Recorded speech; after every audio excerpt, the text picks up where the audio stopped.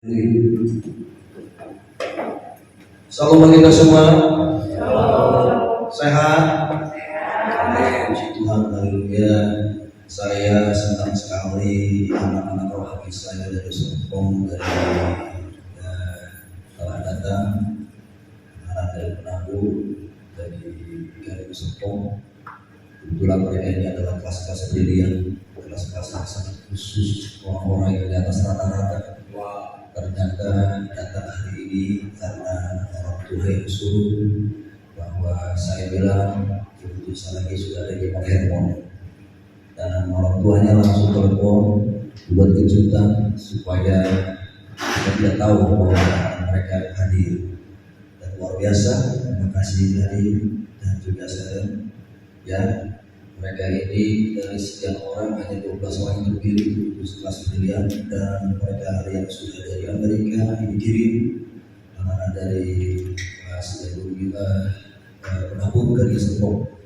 Dan luar biasa, dari anak-anak ini juga ada orang tua yang bisa sebut yang kena satu monster terus dan dipelihara sembuh dan dengan kuasa binaan Guru Hadamin. Dan saya percaya di Hermon juga banyak mujizat yang terjadi. Ya, karena saya percaya saya punya abang ini juga Tuhan pakai. Ya, walaupun muka kami berbeda, kalau lewat itu orang nggak nyangka kalau abang saya itu orang Batak. Yang pasti orang Batak pasti saya, betul nggak saudara? Tampangnya sudah tidak diragukan lagi. Tapi saya percaya setiap kita yang ada di dalam gereja Tuhan pasti pelihara. Amin. Saya senang anak-anak muda yang mereka baru kelas 1 SMA. Dan saya doa setiap apa yang mereka lakukan juga tidak pernah sia-sia. Saya juga mau terima kasih kepada Inang, Ibu Sitebul juga hadir, ya, dan juga yang juga setia. Dan juga saya percaya Tuhan juga pakai luar biasa. Dan saya selalu bilang pokoknya gereja Hermon dipenuhi dengan jiwa yang baru. Amin. Itu aja saudara. Jadi jangan salah. Mungkin Bapak yang belakang juga ya Pak ya. Mungkin posisi ke kanan ke kiri gitu, karena dilihat mungkin ada yang kenal pendeta Hari dan pendeta Timothy ke sini gitu ya. Tapi saya percaya kita nggak melihat soal nama, itu urusan pribadi masing-masing. Setiap gereja punya tarekat, punya karunia masing-masing. Tapi kita percaya walaupun 2 minggu pada hari ini Hermon baru berdiri, walaupun mungkin orang tidak menganggap, tapi jangan anggap remeh. Kuasa Tuhan tidak melihat dari fisik dan kualitas kita yang amin. Puji Tuhan, ada yang berputar. Ya, hari ini saya akan menyampaikan firman Tuhan, yaitu berbicara tentang waktu Tuhan pasti yang terbaik. Saya mendengar video abang saya, Gembala Sidang dari Hermon. Apapun yang kita baca dari Kejadian Wahyu itu intinya semuanya Yesus. Kita, ya. Jadi saudara jangan pakai nama-nama lain, nama Yesus itu. Kalau kita mau baca dari Kejadian sampai Wahyu, ya pokoknya itu peranan Yesus menjadi prioritas bagi kita. Nah, sekarang berbicara tentang waktu Tuhan pasti yang terbaik. Sebenarnya ada di balik itu semua satu hal yang kita harus pahami. Kadang-kadang manusia kita tidak sabaran gitu. Kok Tuhan lama kali kau jawab doa? Padahal hari ini orang itu ada di situ. Kalau Tuhan jawab pas banget itu waktunya. Dia tidak tahu waktu Tuhan tidak sampai dengan waktu manusia. Makanya hari ini kalau kita akan bahas dulu di dalam Yesaya 55 ayat 8 sampai 9. Saya harap bagi saudara yang datang jangan masuk alam rohani. Karena korban juga lama-lama, ya. Ya, biasanya kalau sesi terakhir itu paling semangat gitu. Ya, pertama adik-adiknya dari Penabung, nanti kapan-kapan dia jadi teman yang lainnya. Haleluya, ya, puji Tuhan. Anak Penabung itu pintar ya, dia juga pakai kacamata anak Penabung. Ya, luar biasa lah. Kita doa, masuk Bapak yang hadir belakang, kita doa, kita pasti berkati. Sudah ketemu katakan amin. Yesaya 55 ayat 8 sampai 9. Yesaya 55 ayat 8 sampai 9. Karena di sini juga banyak orang tua, maka saya pelan-pelan dulu ya. Dalam terlalu kecepatan takutnya ya, kalau anak muda lebih cepat lebih bagus, kalau orang tua lambat tapi pasti ya. Ya terlalu cepat juga. Oke, kita baca sama-sama. 1, 2, ya. Sebab rancanganku, rancanganku yang besar menuju tentang pribadi Allah, bukanlah rancanganmu, dan jalanmu bukanlah jalanku. Demikianlah firman Tuhan. Terus ayat 9, seperti tingginya langit dari bumi, demikianlah tingginya jalanku dari jalanmu, dan rancanganku dari rancanganmu.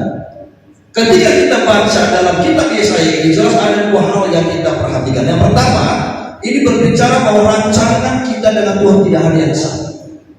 Oke, yang pertama. Kedua, ini berbicara jalan Tuhan dengan kita pun tidak ada yang sama.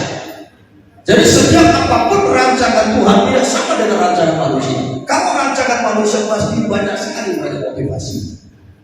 Tetapi kalau rancangan Tuhan jelas dalam firman Tuhan berkata, dia tidak pernah memberi rancangan kecelakaan, tapi damai sejahtera. Yang kedua, jalannya pun beda dengan kita. Kalau kita mungkin mau berkatakan, Pak Pendeta, kalau boleh Tuhan menyatakan kuasa dalam permohonan kuasa ini. Saya WA semua ada ratusan, ada sekitar 800 jemaat ada di desa ini. Saya telepon, saya WA, saya di sini. Dari semua nggak ada yang jawab. Oh Tuhan Yesus. Nggak ada yang jawab. Ternyata Tuhan memang betul bahwa kau hidup bukan apa yang kau lihat, tapi apa yang kau percaya. Bahkan saya tidak tahu yang datang-datang ini diam-diam saudara sendiri. Oh Tuhan. Ya, saya jujur kalau masalah handphone saya agak kaget sedikit. Pak Pendeta tolong serok. Oh Tuhan Yesus serok gimana lagi nih ya kan? Jangan alamat yang mau kita tekan. Oh ya sudah, saya ngajari buat gambar tingkar udah saya baca saja. Nah, puji Tuhan bahwa kita percaya keinginan kita bahwa semua bahwa dalam setiap sesi kita ingin penuh semua. Itu pandangan kita. Tetapi mungkin menurut Tuhan berbeda. Tunggu dulu, ada satu proses yang harus kita hadapi.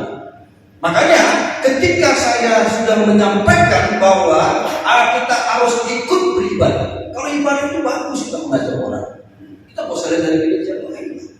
Nama-nama gereja itu kan bisa aja banyak di dunia ini. Tapi gereja itu sedangkan kita sendiri itu saudara. Yang kita harus mempersiapkan seperti ya, dengan visi menyiapkan umat yang layak bagi Tuhan untuk tercatat di surga. Nama kita itu tercatat dulu. Jangan mencatat sendiri bagi pulpen dulu. Ya kan? Cara mencatatnya datang beribadah dulu, ya kan? Percaya Yesus. Kalau mau catat, aku punya pulpen, bisa kau catat nama aku sendiri, mencatat nama istri anakku sendiri bisa. Tetapi yang Tuhan mau di sini adalah bahwa waktu Tuhan itu pasti yang terbaik. Kata bicara waktu Tuhan ada beberapa hal tadi yang sudah kita baca. Yang pertama adalah bahwa rancangan Tuhan itu beda dengan kita. Kita punya rencana yang indah, yang luar biasa, tapi belum tentu berkenan benar di mata Tuhan. Oh, rencanaku beribadah, pokoknya biar itu menambah gitu kan? WA semua ini, ternyata mereka mesti cinta yang lama gitu kan? Mesti cinta yang lama. Ternyata aku pikir satu pun dia datang, oh puji Tuhan minimal ada 2-3 orang lebih malah yang datang, ya kan? Itu kan rencana kita, betul kan? Nah, kedua, jangan juga sama. Jangan kita putus asa. Ada aja jalan Tuhan. Jangan mau pakai jalan manusia.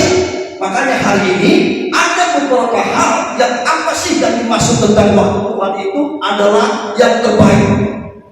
Ada 4 hal yang kita pelajari sekarang. Yang pertama, segala sesuatu ada waktunya. Kita baca dulu Pengkhotbah 3 ayat 11 dan 14. Kita banyak ayat hari ini ya. Saya percaya Alkitab saudara tidak lain. Saya tadi pakai mic tadi, mungkin suara orang beda kan kencang-kencang, betul nggak saudara? Jadi mic-nya itu kayak kalah, kayak kalah saya. Jadi mati satu, betul nggak materi ya? Mati satu saya tidak Tuhan. Jangan rusak lagi yang kedua ini. Pengkhotbah 3. Pengkhotbah 3 ayat 11 dan 14. Sudah ketemu katakan amin. Kita baca sama-sama. 1, 2, iya.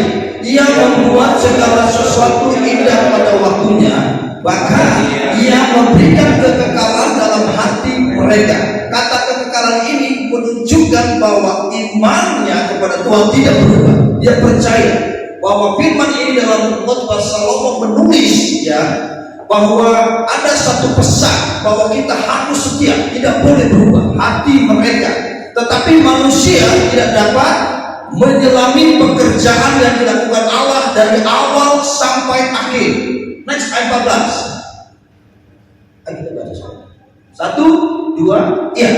Aku tahu bahwa segala sesuatu yang dilakukan Allah akan tetap ada untuk selamanya. Itu tidak dapat ditambah dan tidak dapat dikurangi. Allah berbuat demikian supaya manusia takut akan Dia.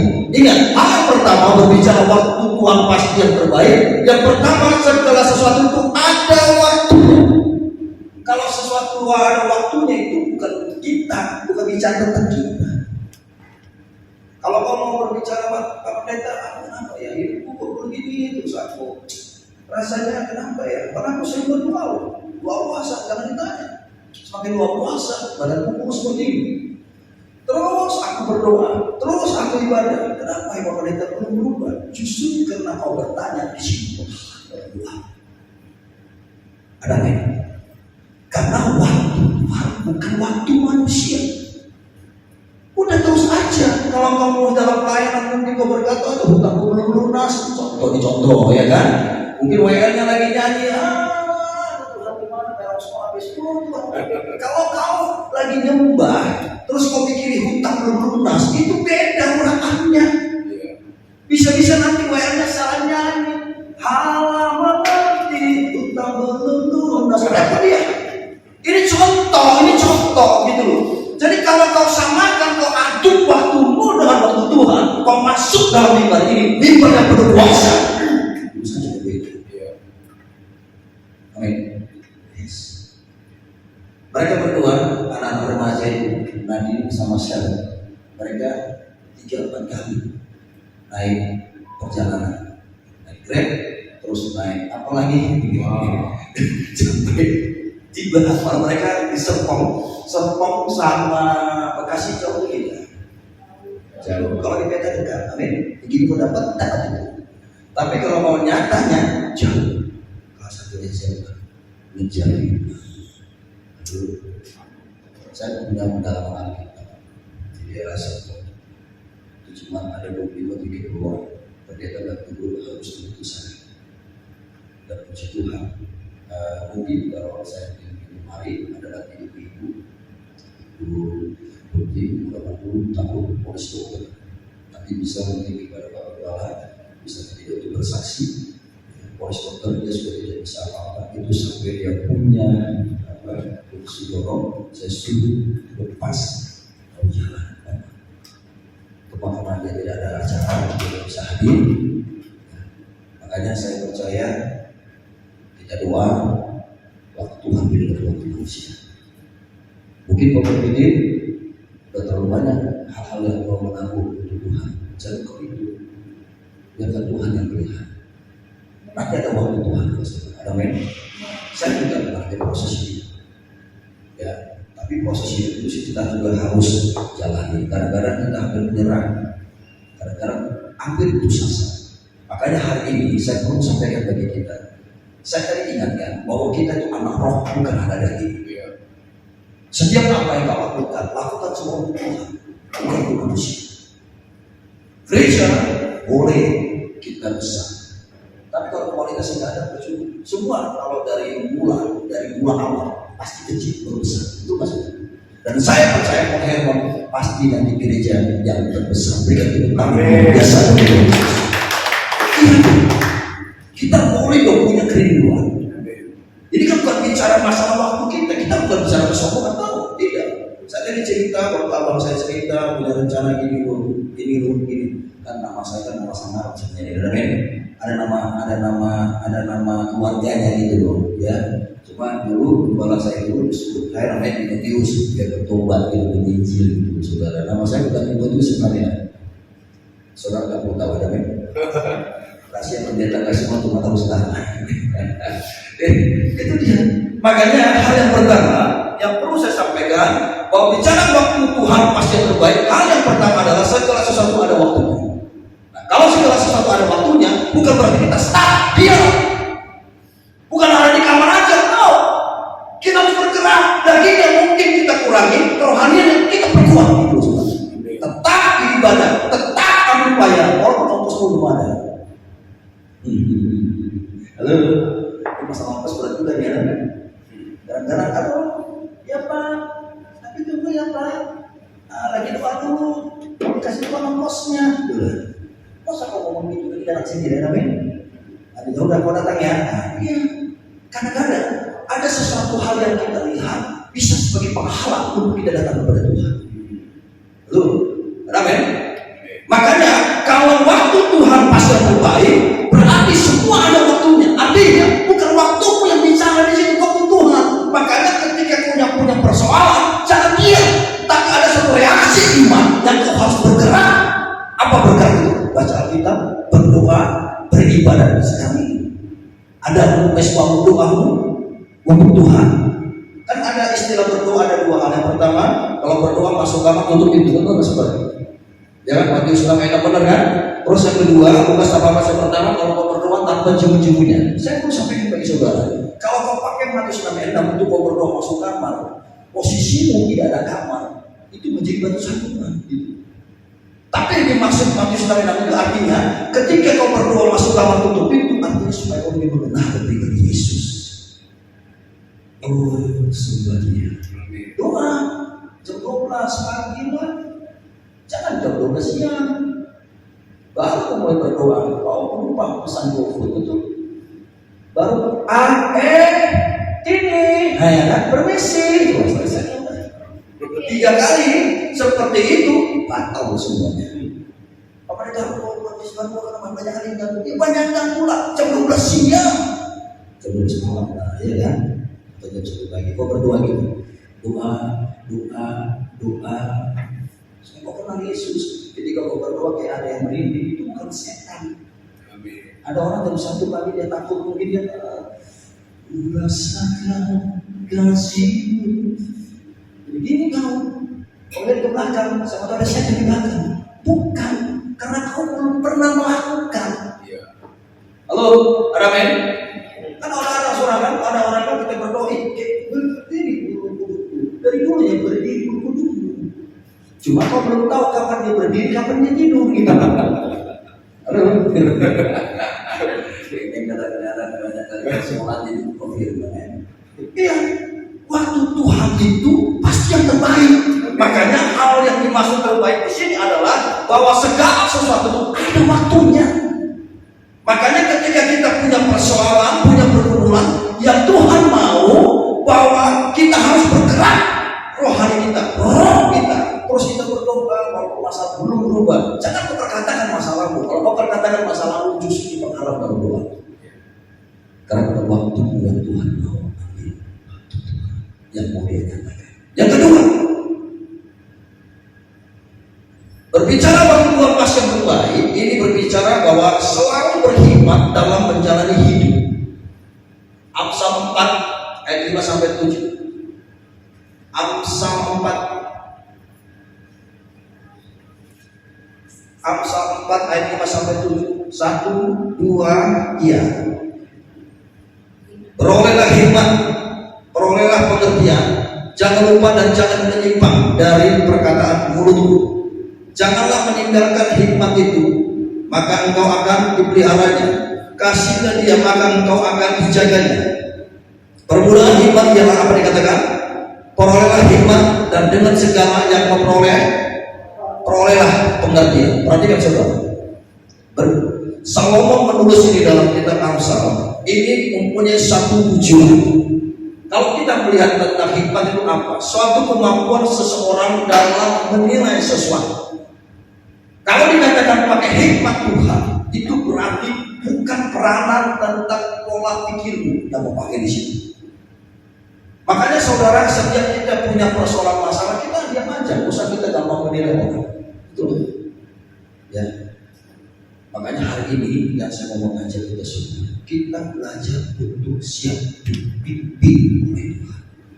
Cara untuk kita dipimpin Tuhan itu bukan melihat soal perilaku sikap, tapi yang Tuhan lihat sebesar apa kau untuk meningkatkan persekutuan dengan Tuhan.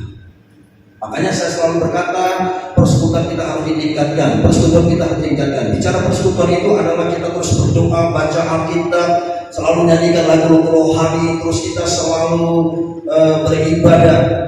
Ini yang bisa membuat roh kita diperbaharui. Roh harus terus diperbaharui. Amin.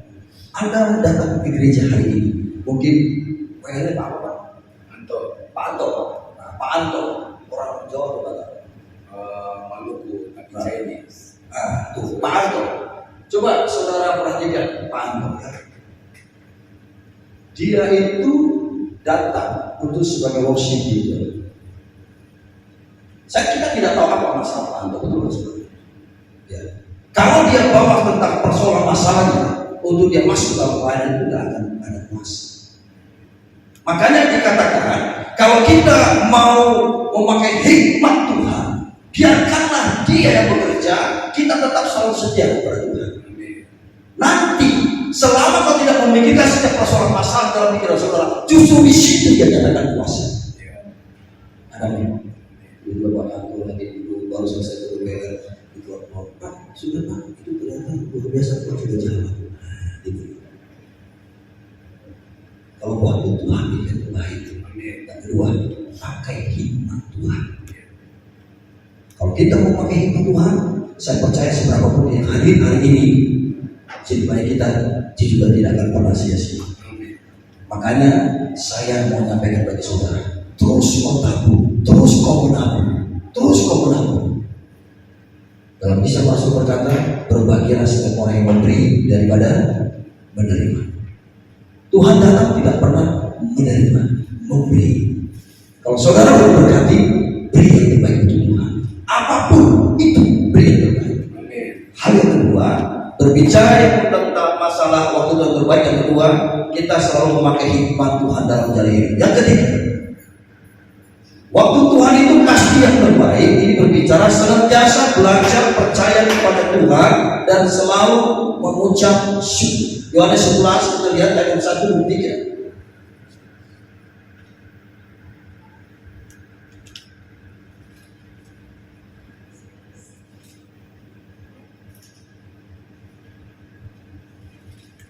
Saya selalu mau sampaikan bagi saudara, terutama bagi anak-anak muda,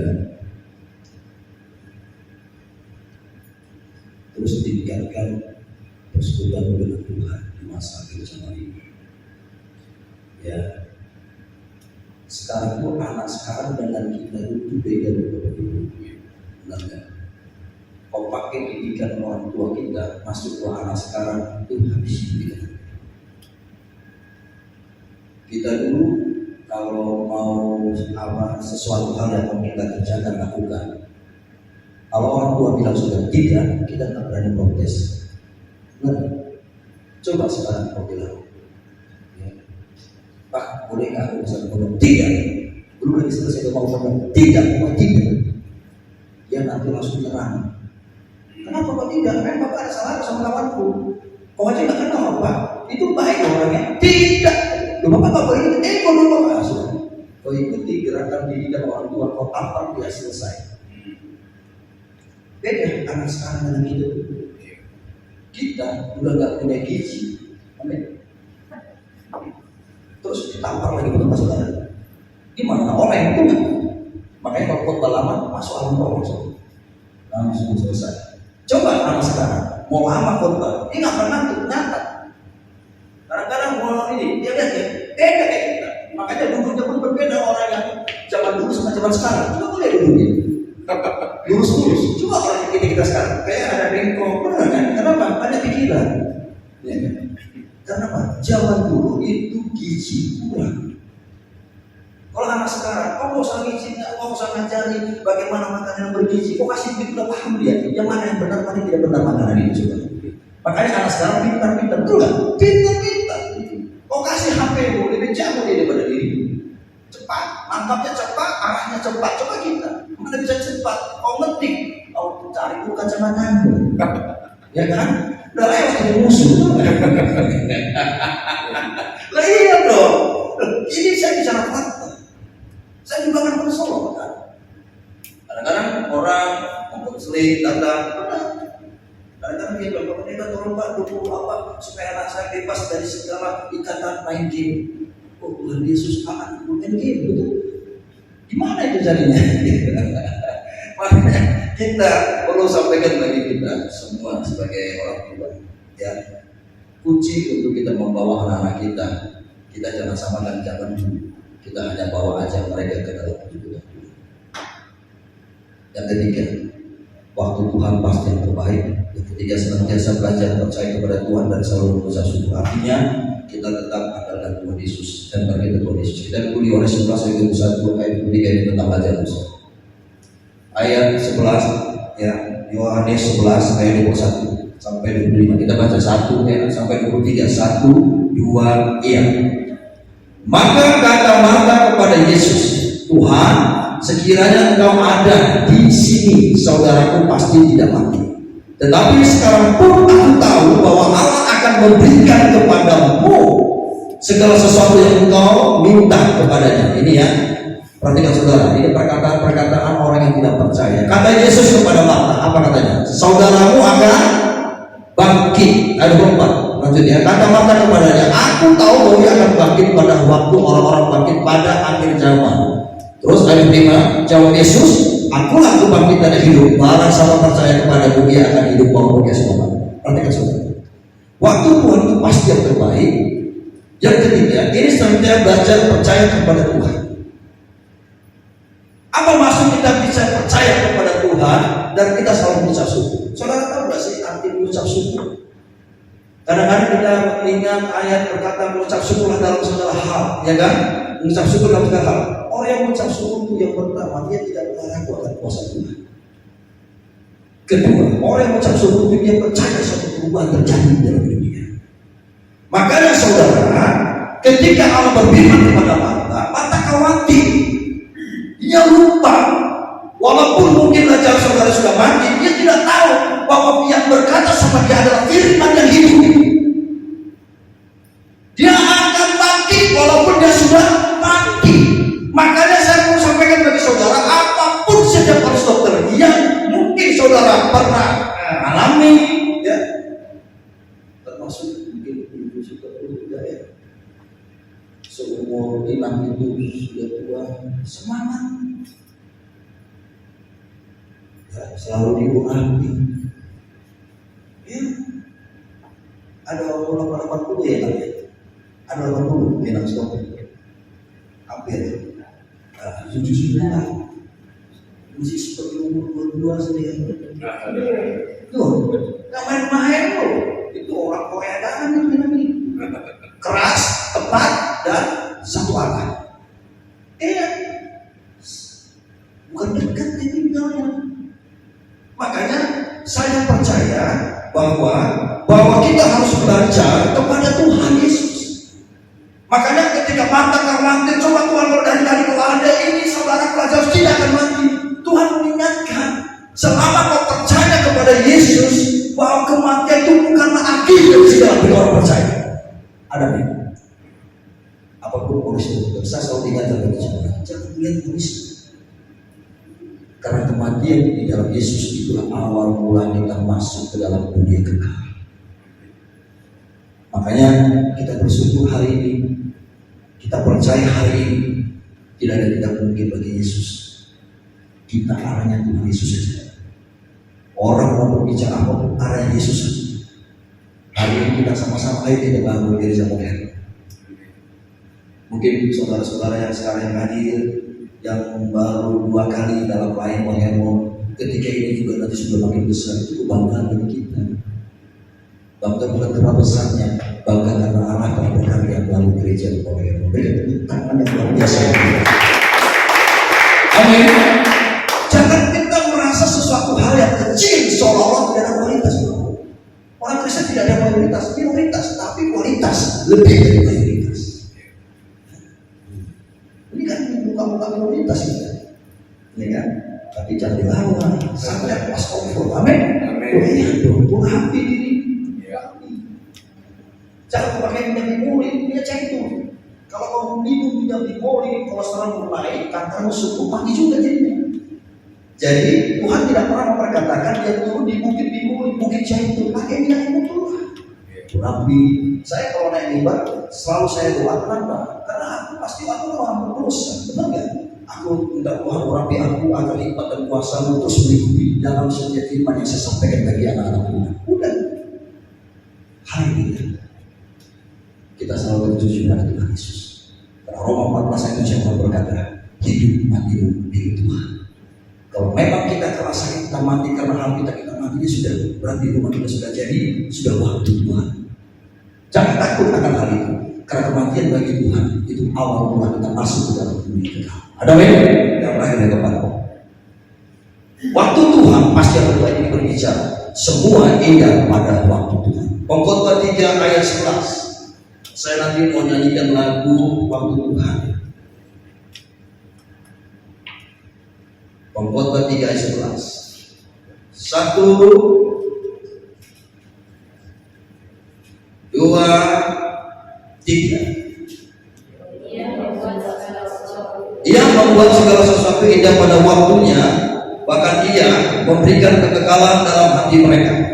Tetapi manusia tidak dapat menyelami pekerjaan yang dilakukan Allah dari awal sampai akhir. Perhatikan, ia membuat segala sesuatu indah pada waktunya, bahwa ia memberikan kekekalan dalam hati mereka. Artinya bahwa ketika kita percaya akan kuasa Tuhan, dia telah menempatkan suatu kuasa dalam hati kita. Kalau Tuhan sudah menyatakan kuasa itu, saudara tidak bisa ukur dengan analogi. Kok bisa? Kok bisa? Kok tidak bisa? Masa kau aturan? Kenapa kau bisa seperti itu? Masa? Pokoknya selama Tuhan sudah jauh doa-doamu, berbuat aja persekutuan dengan Tuhan. Dan orang yang selalu meningkatkan persekutuan dengan Tuhan adalah orang yang benar-benar selalu mengucap syukur dalam segala. Mari saudara, waktu Tuhan itu pasti yang terbaik. Kalau kamu menyadari waktu Tuhan pasti yang terbaik, dua hal yang saya sampaikan. Ingat, rancanganmu beda dengan rancangan Tuhan.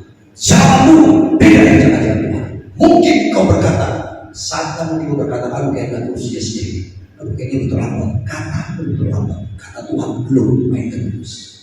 Ada amin. Makanya supaya kau tidak khawatir, tingkatkan persekutuan dengan Tuhan, supaya kuasa Allah itu memenuhi di dalam rohmu. Makanya hari ini saya mengajak kita semua. Saya berdoa, saya selalu pesan sama jemaat-jemaat yang hadir. Mari kita kirim jiwa-jiwa yang baik.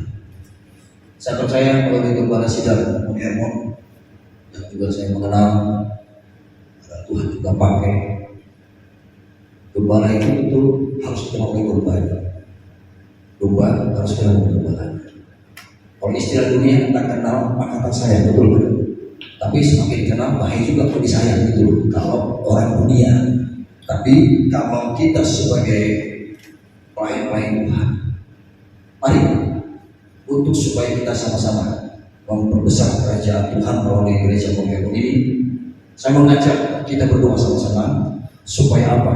Setiap sesi tidak lagi bangku-bangku kosong, ada kan? Walaupun faktanya masih ada yang kosong, tapi kita percaya yang kosong Tuhan kita jiwa. Saya selalu sampaikan sekian orang, tapi saya percaya apa yang saya sampaikan itu tidak akan pernah sia-sia. Tadi sebenarnya ada seorang hakim, Tuhan juga mau datang, ya warga Ginting juga. Cuma karena tadi ada hambatan, ya ada tiba-tiba ada schedule nanti Bapak Dirjen saya akan datang. Dan saya percaya saudara, 1, 2 datang, makin 3, 4 yang datang. Itu bukan waktu kita, waktu Tuhan. Kalau Tuhan sudah memanggil, tidak ada bisa orang yang berbeda. Dan saya percaya hari ini, siapapun kita, apapun bagaimana kita ambil, setia aja pada Tuhan. Jangan kau melihat manusianya, lihatlah Tuhan. Kalau kau lihat manusianya, saya maupun abang saya, tidak ada yang sungguh. Mana yang mau yang sungguh kan ya? Betul nggak? Kalau masalah nggak selesai syukur, ya kan? Nah, kalau masalah sudah selesai happy, makasih Yesus, ya kan? Kalau belum selesai, ya kan? Mana ada? Dan tidak ada orang yang benar. Kebenaran Tuhan yang milik Yesus, tapi kita harus masuk dalam kuasa kebenarannya. Hari ini, mari sama-sama kita bergandeng tangan, sama-sama kita duduk dalam doa. Gereja Hermon, gereja yang Tuhan pakai, gereja Hermon, gereja akhir zaman yang Tuhan telah siapkan untuk memenangkan banyak jiwa, terutama dengan kuasa minyak anggur. Dan Tuhan perintahkan untuk dikembalikan di masa akhir zaman, agar setiap orang yang percaya tidak binasa, peroleh kehidupan kekal. Berikan tepuk tangan sekali yang luar biasa.